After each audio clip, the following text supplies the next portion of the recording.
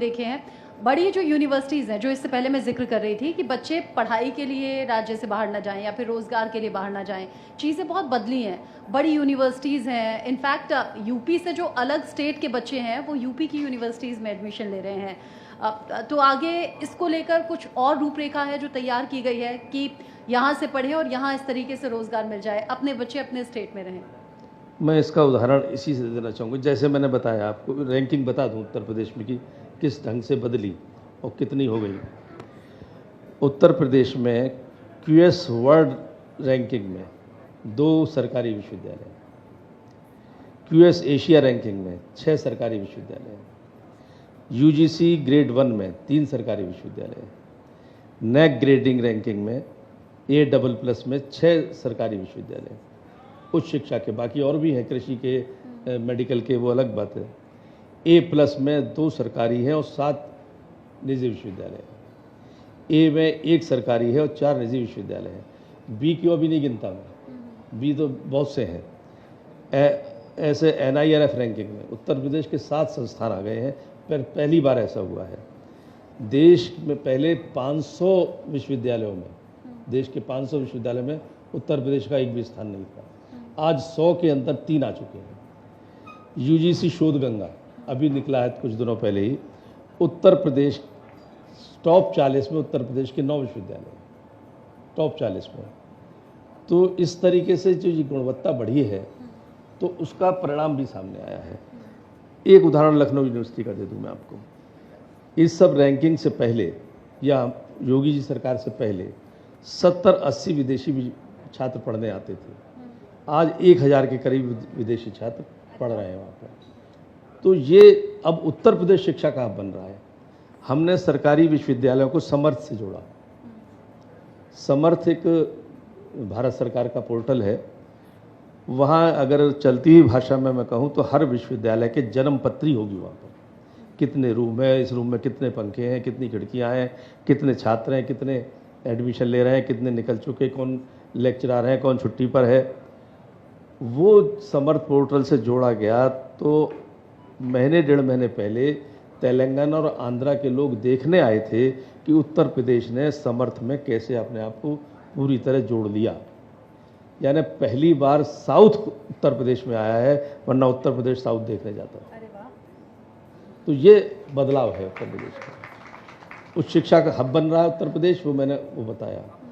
चंडीगढ़ जैसा विश्वविद्यालय जो वर्ल्ड में 23वें नंबर पर है, उत्तर प्रदेश में अपना विश्वविद्यालय खोला है उसने, क्योंकि कानून व्यवस्था अच्छी हुई कि माहौल बना उसको, तो आकर्षित हुए उत्तर प्रदेश की ओर और उत्तर प्रदेश आए। योगी जी की सरकार में कानून व्यवस्था जब मैंने बताया चाक चौबंद हुई, वो लोग आए और 3 महीने के अंदर 3000 स्टूडेंट हो गए उसमें। अन्य राज्यों के भी हैं और अपने राज्य के भी हैं। तो इस तरीके से जो प्रगति हो रही है, उत्तर प्रदेश शिक्षा का हब बन रहा है। बड़ा अच्छा लगता है सुनकर। और कई बार मंच से भी मुख्यमंत्री बताते हैं कि पहले बीमारू राज्य हुआ करता था, आज तो विकास के लिहाज से, स्वास्थ्य के लिहाज से, शिक्षा के लिहाज से लगातार हम आगे बढ़। मैं हायर एजुकेशन में ही अमर सिंह महाविद्यालय लखावटी है एग्रीकल्चर का, और आर्ट्स का मैं उसमें प्रोफेसर हूँ, शारीरिक शिक्षा और खेलकूद का। मेरा एक प्रश्न है और मैं उससे पहले आपको एक बधाई देना चाहता हूँ। समर्थ की बात चल रही थी, तो मैम समर्थ में जो प्रमोशन की प्रक्रिया है सर, मैं प्रोफेसर हूँ, मैंने उन चरणों को पहले, मैं जब उन चरणों से निकल के आता था बहुत लंबी प्रक्रिया होती थी, और समर्थ में आज समर्थ में सिर्फ आप अपने डॉक्यूमेंट्स अपलोड करें और वो एक बहुत लंबी प्रक्रिया बहुत छोटी सी कर दिया आपने। बहुत बहुत बधाई उस प्रमोशन के लिए, जिसके लिए हम जैसे प्रोफेसर्स को बहुत लंबी प्रक्रिया करें।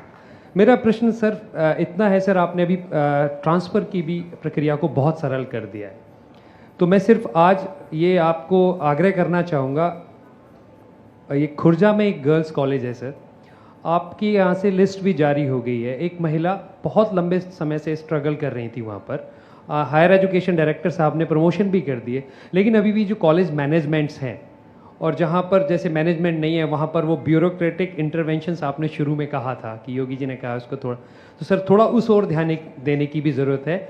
उन महिला का ट्रांसफ़र कहीं हो गया है, सरकार ने जारी भी कर दी है, लेकिन वो अभी तक उनको वहाँ से रिलीव नहीं किया जा रहा है।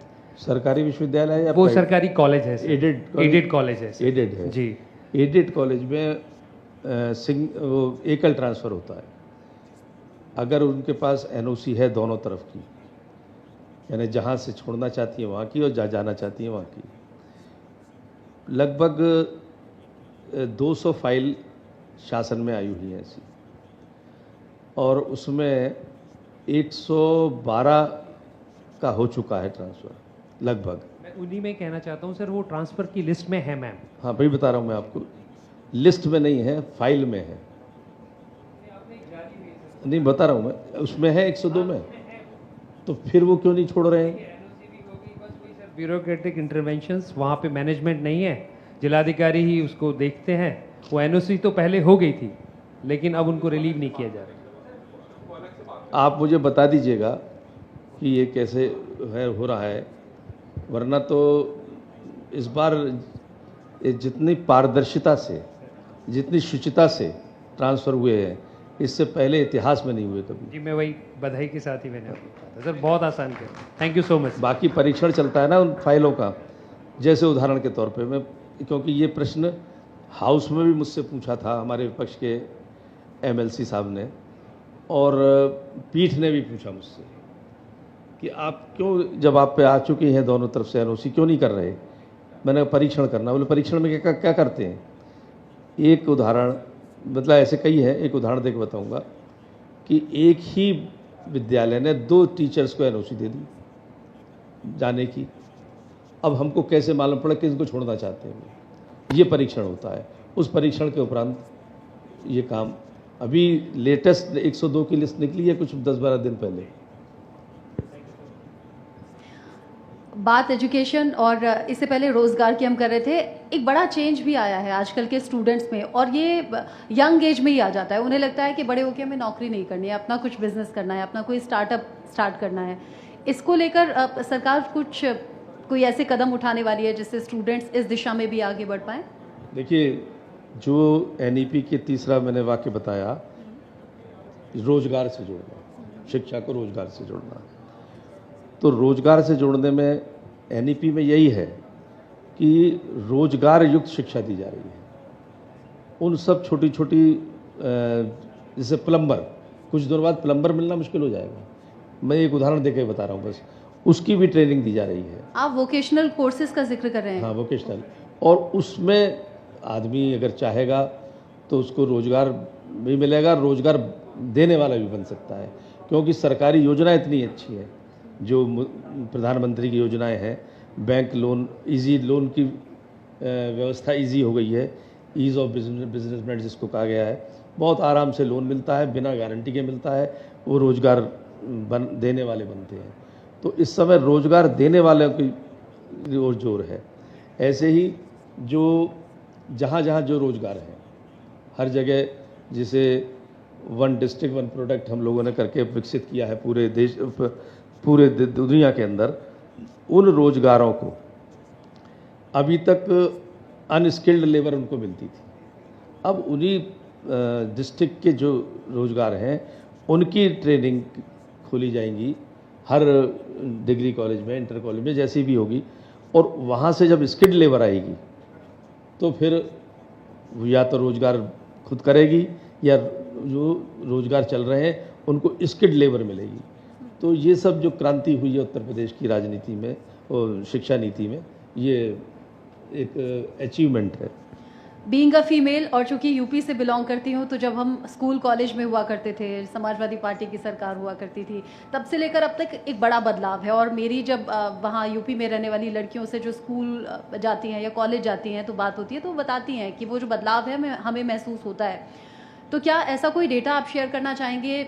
जो लड़कियाँ स्कूल कॉलेज जाना छोड़ देती थीं, फिर आगे वो जॉब की तरफ हिम्मत नहीं कर पाती थी, लेकिन आज सेफ लगता है माहौल, तो हिम्मत भी कर रही हैं, पेरेंट्स भी सपोर्ट कर रहे हैं। देखिए, मैं इस बात को 2 भागों में बांटूंगा। पहला जो आपने कहा है, स्कूल चलो अभियान बेसिक शिक्षा में चल रहा है, घर घर जाके संपर्क किया जा रहा है उनको। जो लोग पहले बच्चों को वहाँ बैठा देते पंचर की दुकान पर या किसी मैकेनिक की दुकान पर, उनको कहा जा रहा है इनको पढ़ाइए, और जो आप वहाँ पर सिखा रहे हैं वो भी आगे शिक्षा में मिलेगा, और उनको प्रमोट किया जा रहा है, उनको थोड़ा सा प्रोत्साहित किया जा रहा है कि बच्चे आएँ। बेसिक शिक्षा में बच्चों को सबसे पहले लाया जाए, सीधे उच्च शिक्षा तो कोई प्राप्त नहीं कर सकता। फिर बेसिक शिक्षा के डाटाज देखे जा रहे हैं कि जिन्होंने बेसिक शिक्षा में एडमिशन लिया था वो हाई स्कूल में कितने लोग उसमें से पहुँचे, क्यों रुक गए, उनका भी डेटाज कलेक्ट करके उस पर कैसे होमवर्क किया जाए, कैसे उस पर आगे बढ़ा जाए। ऐसी जिन्होंने इंटरमीडिएट एजुकेशन ले ली वो डिग्री कॉलेज में क्यों नहीं पहुंच पाए, उनका भी, और उससे फिर उनका निराकरण और उनका एजुकेशन मिले, इस ढंग से सोचा जा रहा है। और दूसरी बात शिक्षा का, देखिए ये प्रदेश ऐसा प्रदेश था, विडंबना कहना चाहिए, इससे बड़ी विडंबना हो नहीं सकती, दुर्भाग्य हो नहीं सकता किसी प्रदेश का कि कोई राजनीतिक दल युवा को ये कह के पदभ्रष्ट करे कि आप हमको सत्ता दीजिए, हम आपको नकलची से रोकने का प्रावधान खत्म कर देंगे, यानी नकल करने का अधिकार देंगे अप्रत्यक्ष रूप से। इस देश का, इस प्रदेश का, सॉरी देश नहीं, प्रदेश का दुर्भाग्य था कि यहाँ ऐसे लोग थे और सत्ता में आए, उन्होंने पटवारा किया है। लेकिन आज बिल्कुल उल्टा हो रहा है, पिरामिड उल्टा हो चुका है। अब शुचितापूर्ण परीक्षाएं होती हैं, काफ़ी कुछ उसमें कवर किया गया है और आगे बढ़े हैं। तो ये बदलाव है।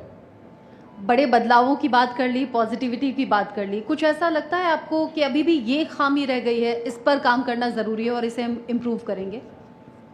मैंने कहा ना कि आधा गिलास खाली नहीं देखना चाहिए, हमको भरते हुए बढ़ना चाहिए आगे।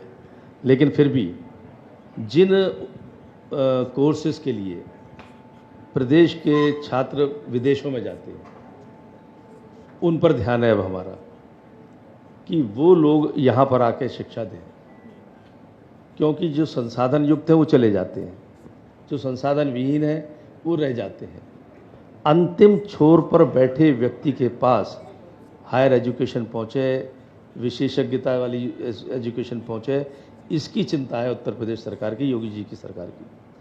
तो उसमें अभी एक हफ्ते पहले, बल्कि 4 दिन पहले, एक छात्रवृत्ति यूके के साथ वो हुआ है MOU, शिवरिंग अटल बिहारी वाजपेयी नाम दिया है उसको।